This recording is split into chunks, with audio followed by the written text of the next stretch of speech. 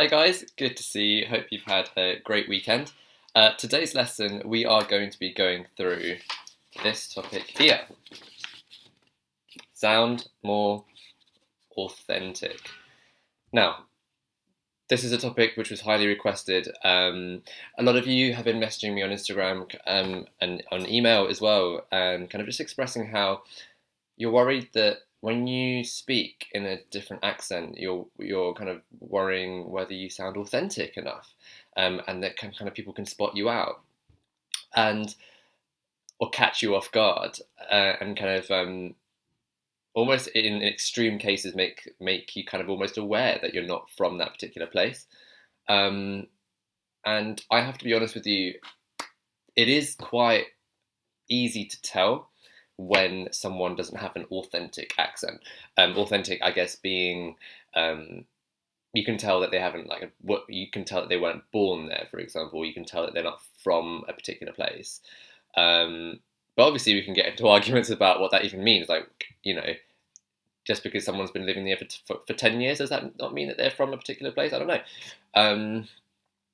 So I guess today's lesson is all about little tips and tricks to kind of help you sound more authentic.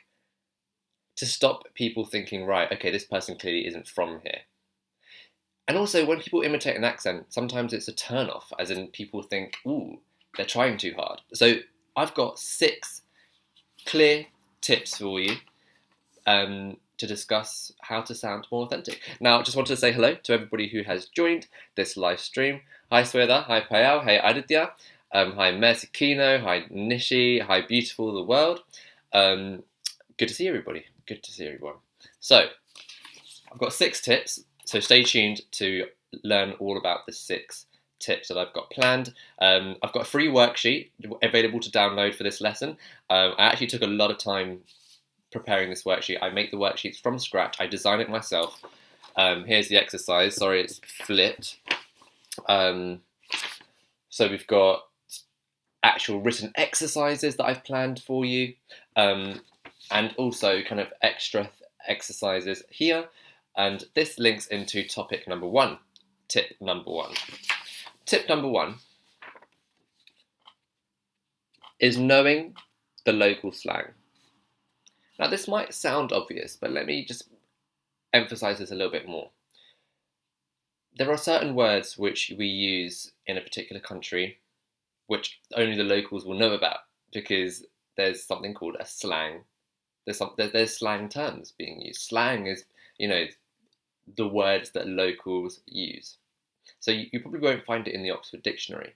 It's just very kind of informal words that spring up from time to time. Now, I know I've made videos about slang in the past, but I wanted to actually discuss 4 slang terms with you, which I haven't discussed before. So I wanted to wanted to teach you new things. I don't want to repeat content. So we've got 4 words. And what I've got here on the worksheet, which you can download on my website, it's a free PDF, is this a written exercise. And I've said here, write a sentence using each of those slang terms. Now, that's the tip. When you're using slang, it's really important that you sound authentic whilst using it. You have to completely understand the context as to when to use that slang term. If you use that slang term incorrectly, you're going to stick out like a sore thumb, right? So that's why I've got these exercises planned, where you can write a sentence, a piece of dialogue, to kind of use that slang in context. Dialogue basically means conversation, speaking. So write a piece of dialogue in that PDF document. So the first term that I've got here is dodgy. Dodgy. You might hear the word dodgy on like a, BBC drama programme where the police officer says, "That criminal on the corner of King's Cross looks dodgy to me. That criminal on the corner of King's Cross station looks dodgy to me." Looks dodgy. So let's first of all practice saying this word, and then we can understand the meaning. Dodgy. He looks dodgy to me. Dodgy.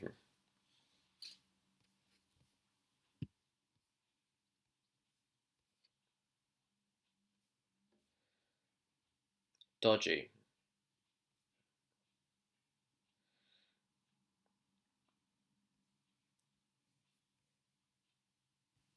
If something's dodgy, you don't trust that person. If that person's dodgy, or you don't trust it, you don't have faith in it. You can maybe even say, yeah, the teacher was acting a bit dodgy yesterday, don't you think? The teacher was acting a bit dodgy yesterday, don't you think? So it kind of means suspicious. Suspicious. Or I could say, oh, that bread looks dodgy, don't eat it. That bread looks dodgy, don't eat it. So it kind of basically means it's going off. It's moldy, so don't eat it. Right? So anything that gives you the heebie-jeebies, anything that kind of makes you feel unsettled, means you can use the word dodgy. So the first exercise which I've got on the PDF is to write in a sentence using the word dodgy. Now, here's an offer for you guys. You're more than welcome to print this out, or actually fill this out on your online, or however you want to fill out the sentence, and you can send me a picture on Instagram, and I can tell you whether you've used that slang term correctly or incorrectly. So you're welcome to engage with me. So you're welcome to send me pictures. People have been sending me audio. People have been sending me videos, and I really enjoy that because I want to interact with you guys. So you're more than welcome to actually fill out this worksheet and then send a picture, and then I will endeavour to get back to everybody. Right. So let's do the second word. So we're still on tip number 1, which is knowing the local slang. Number 2, mug. What does mug mean? Mug is not the kind of mug which you drink from. If someone's a mug, it means they're an idiot. So this is not a term which I would use in the workplace or in an office situation, in an office environment. The term mug is quite rude. And you can say, oh, that person's quite a mug. That person's a mug. Oh, that person's such a mug. As in, if you call someone a mug, it means they've messed up. It means they're an idiot. If for example, your friend did something wrong or bad, and the particular context could be they've messed up as a friend. Or they do something which you disapprove of. For example, just trying to think of an example for you guys when someone's a mug. Such a mug. Yeah, some of my friends say, you're such a mug. You're such a mug. Yeah, so I'm trying to think of an example on the spot.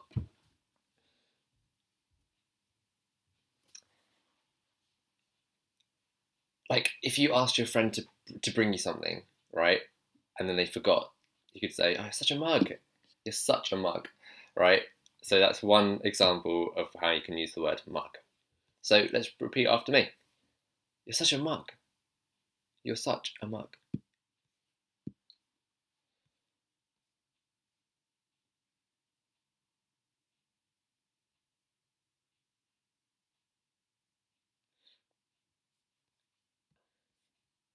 The next one is nicked. Oh, someone just nicked my laptop. Someone nicked my laptop. Or someone just nicked my keys. Can you find my keys? Someone's nicked my keys. So this means someone's stolen my keys. Let's practice that. Someone's nicked my keys. Someone's nicked my keys.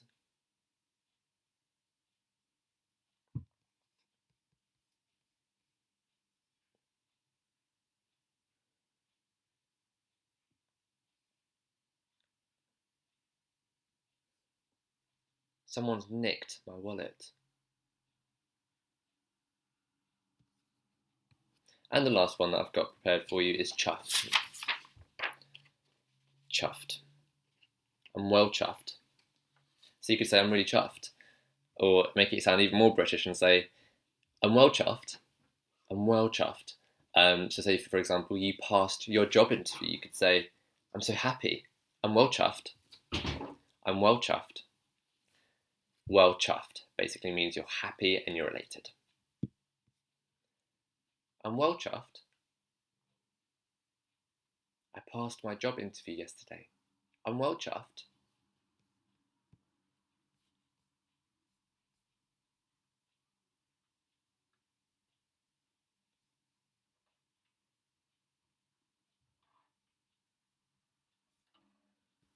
Got some interesting questions coming in. Result asks, when to use nicked instead of stolen?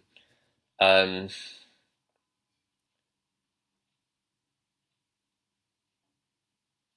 Someone nicked my wallet. Someone stole my wallet. Nicked. Someone nicked. Okay, so I would say nicked basically means something you just like grab. If it's on the table, you can just like grab it. Like for small items, you can nick small items, but you can't say someone nicked money from. You can't say someone nicked £1 million from the bank. Can you say that? The robber nicked. Nicked basically means it was like I think it from context, from my understanding, it means you just quickly took it. If it was an easy job, you just nicked it. You just nicked it, right? So I don't think someone can nick £100 million from a bank. You stole or you burgled. So there's different words used for like bigger amounts, but for kind of a quick theft, I would say that's when you use nicked. So I hope that helps. Right, guys. So this worksheet you can download and you can actually research your own slang. And what I want you to do is exercise 2 actually asks you to write those slang terms in writing. So it's a bit of extra research task for you. You want to aim to kind of improve your slang terms and vocabulary as well as kind of formal terms as well. That will really help you sound authentic and knowing exactly when to correctly use it. And so we've gone through 4 examples, but of course, the amount of work and effort that you have to put in to understand locals. It's a lot. It's a lot. We've just done 4 words in this live stream, but we've got a lot to cover. So let's go to number 2. Tip number 2 on the worksheet is trouble sounds. Okay. Number 2, trouble sounds. So this is what I've written on the PDF. On paper, list out the words that you're finding really difficult and spend some extra time reviewing them. You should take time and speak each word slowly. So you have to say each word slowly. Feel every part. Complex words can be split up into smaller parts, right? That are easy to say out loud and then put it together when the sound starts to become more natural to you. Aim to master 4 to 5 words from your list every day. So, identify words that you find difficult, right? Those are trouble words. Like from my good friend of mine, a trouble word for him was through. He could not say through. So you need to highlight that particular word in your vocab and practice it more than you practice other words. Practice those trigger vocab, right? And then if you've got bigger words, for example, island. If you're saying island and you're naturally saying land, practice one part of that word, one syllable maybe. Lund, lund, lund, island, island, right? So just kind of split up those trouble sounds, those trouble words, and then piece it together, okay? So why don't you, in the comment section below, let me know what some of your trigger words are, and then I can split it up and I can help you say it. So I'll give it 30 seconds and you guys can think of a trigger word for the second tip and I can help say it for you.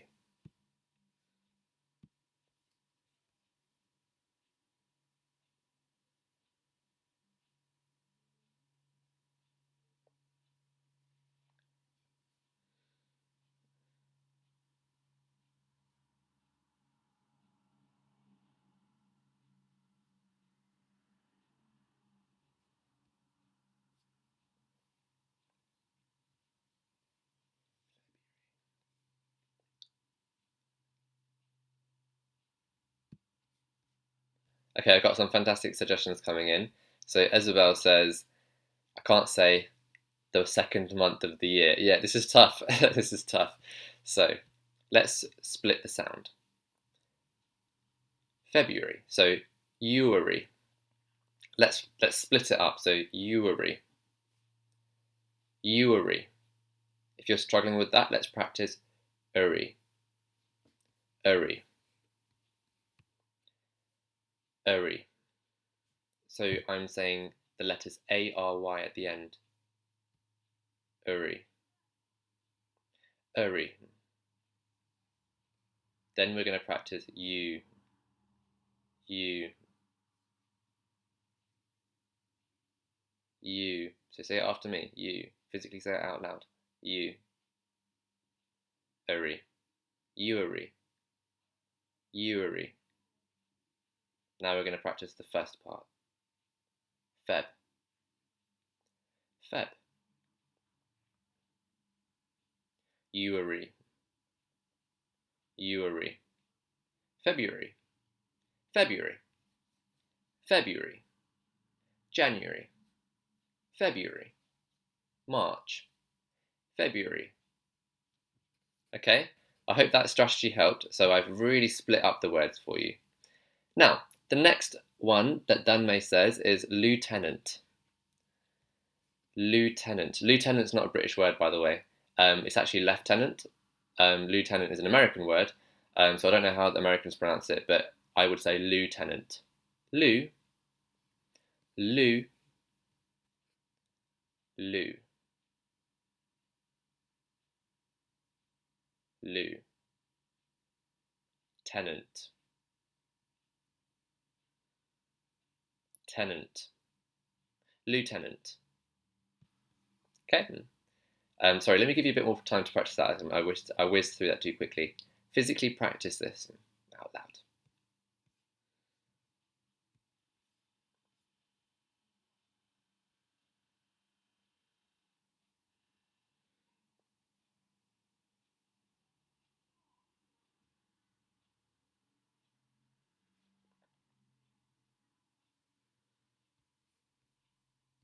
Okay.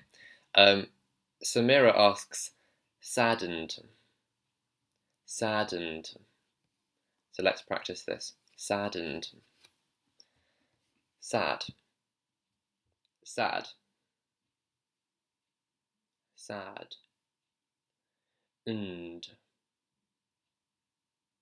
d. So the d, you don't want to do d, it's d. So your tongue is actually hitting the front, just behind your front two teeth. D. You know that little flat bit just behind your front two teeth? There. Not d, it's d. So saddened, saddened. So in the Indian accent it would be saddened, d, d, d, d. I hope you can hear the difference there. The d in the Indian accent, you curl your tongue. But in the British accent, the d actually hits just behind the front two teeth there. So, saddened, saddened.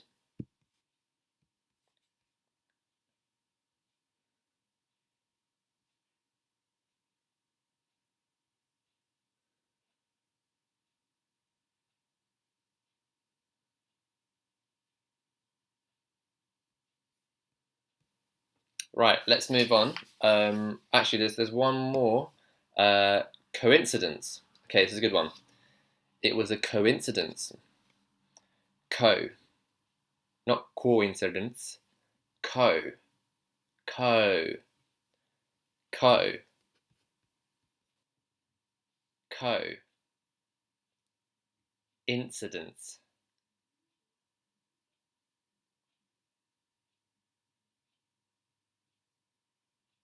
Incidents. Co. Coincidence. Coincidence.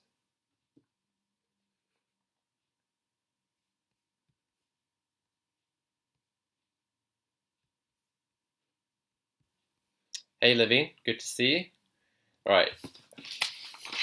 Number 3. Let's move on to tip number 3, guys. Vowel sounds. So if you've got the PDF downloaded, which is available on my website for free, you can see the third tip I've got prepared for you is vowel sounds. It's really important, in order to sound more authentic with the British accent, that you practice those vowel sounds. Obviously, you've got to practice all the words, which is a daunting task. But if you isolate those vowel sounds and you really dedicate more time to practicing those vowel sounds, I promise you, you will sound more authentic. For example, with Dullah's question, coincidence, if you said coincidence, you're not going to sound authentic, right? So it's the it's that O sound. And I've mentioned this in many videos. It's the O sound, it's the vowel sounds, which you really need to practice.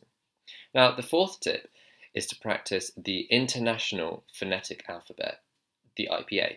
Now, if you don't know what this is, I suggest you go and research and find resources on the IPA, the International Phonetic Alphabet. Now, why I'm recommending this is because if you just learn the sounds of the International Phonetic Alphabet, it will really help you kind of understand how to say each word. If you want me to make a detailed video about this at a later date, please let me know. And I'd love to help you with that. Let me know in the comments if you guys already use the IPA and whether it's helped you. Okay, moving on to the fifth point is to imitate. Imitate. Now, what I mean by that is always try and listen out for native speakers and imitate them. Maybe not imitate them in front of them, but when you go home, practice how they said it. Listen to how exactly they said a particular word, which you've been saying, right? And I've been doing this when I write, because Italy is one of my favourite locations, and when I'm practicing my Italian, I can't speak Italian, but I always notice how, when I'm ordering something at the till, if there's someone in front of me, I kind of listen out so carefully how they say grazie, or because I used to say grazie, and then I'm like, no, they actually say grazie. I can't even, obviously I'm trying to improve, but I notice where they put the intonation. Grazie mille. And then it's like, is it mille or mille? Or you just kind of listen to how they're saying it, right? When I went to Barcelona, I noticed it's not Barcelona, it's Barcelona. And when I go abroad, I listen to how they say thank you and please and all these simple phrases which you're going to be using all day to day. I just listen out, you imitate, and then I go home and then I'm like, how did they say it? And then the next time I'm like, let's see how that person says it. And it's just a numbers game. Like, you just listen to more and more and more and more, and you physically try and isolate those sounds and how they say it, right? So try and think about hand actions which accompany that, right? If the natives, if they're using particular hand actions when they're saying particular words, copy it, right? Imitate it. So that's my advice to you, is to kind of imitate as many native speakers as you can. Now, a lot of you might be thinking, I don't live in that particular country, so watch TV shows, right? Listen to the radio, listen to how they interact with other speakers who are natives. Okay, let's read through some of your comments. Can you recommend any programs or anything to follow to imitate? I've actually made a video about this. I will link it in the comment section.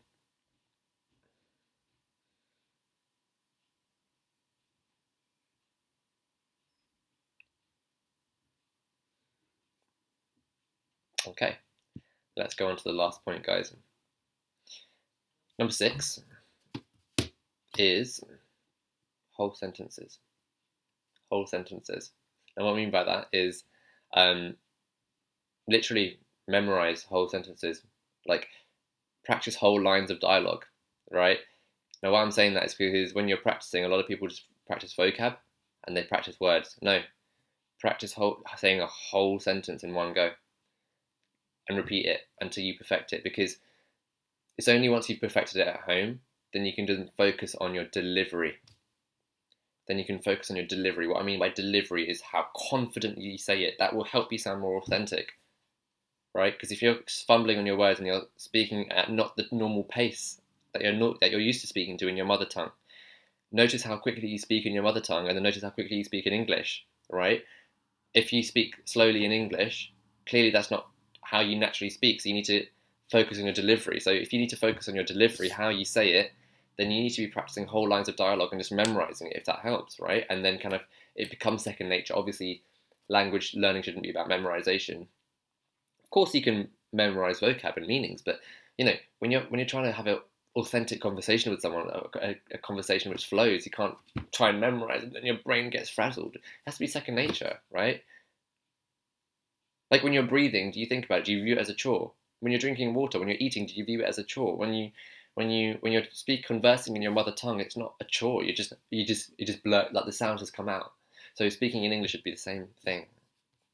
So what I've written here on the worksheet is you should write, prepare, and learn the words that you are going to say, so that you can just focus on your delivery. Try to feel the emotions of what's being said. Absolutely. This is my last tip for you guys, is that you have to focus on your emotions. You really do. Because if you make it too robotic by trying to memorize your phrases, suddenly you're not focusing on the emotion. You're not connecting with the person in front of you, so you're not going to sound very authentic, are you? Now, it's super important to focus on what you're saying and deliver that emotion accordingly. Imagine there was some upsetting news and then you were trying to like memorize these phrases to wish condolences with someone, and then you weren't really showing that empathy. You weren't really showing the sadness, or you weren't connecting with the person in front of you. Suddenly, you're not going to come across authentic, right? So emotions is a super important point, and that actually brings me up to the last. That's the last point there for you guys. So I hope that's helped. Definitely download these worksheets, guys. I put a lot of time and effort into them, so I don't want them to not be downloaded. They're free, and you can print them out. You can do the exercises. I've actually kind of like left cute little spaces for you, okay? So the exercises are all about slang terms, and you're more than welcome to send me an email or Instagram. So I'm going to put my email and my Instagram in the live comment stream right now. If you want to ever contact me, you can do. Conquer British English. So Conquer British English is my Instagram page dedicated to English, and then Anpu London is my Instagram page for all artistic things. Let me just take one last read of the comments, guys, and we will bring this live session to a close. Thank you for all your efforts, guys. Keep up the good work.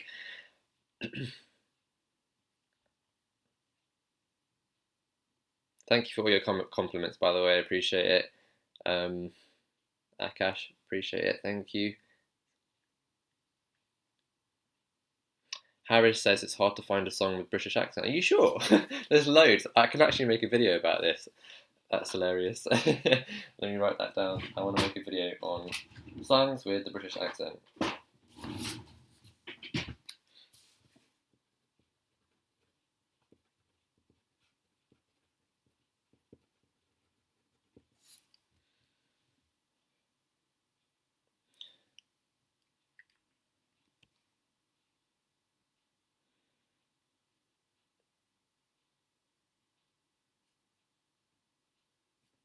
Alright guys, I've just taken a read through all your comments. Thank you for all your comments. Sorry if I haven't been able to answer all of your questions, but keep them coming and I will try to answer as many questions as I can in these live streams. And I really do appreciate every single one of your comments, I really do.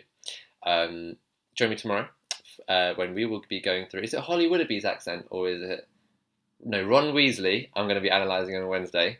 Holly Willoughby, she's got a beautiful accent. I'm going to be analysing her accent tomorrow, same time, 12 o'clock London time, 4:30 p.m. India time, and 7 o'clock New York time. It's been really enjoyable, guys, teaching you, and thank you for your support as always. See you tomorrow. Cheers. Bye.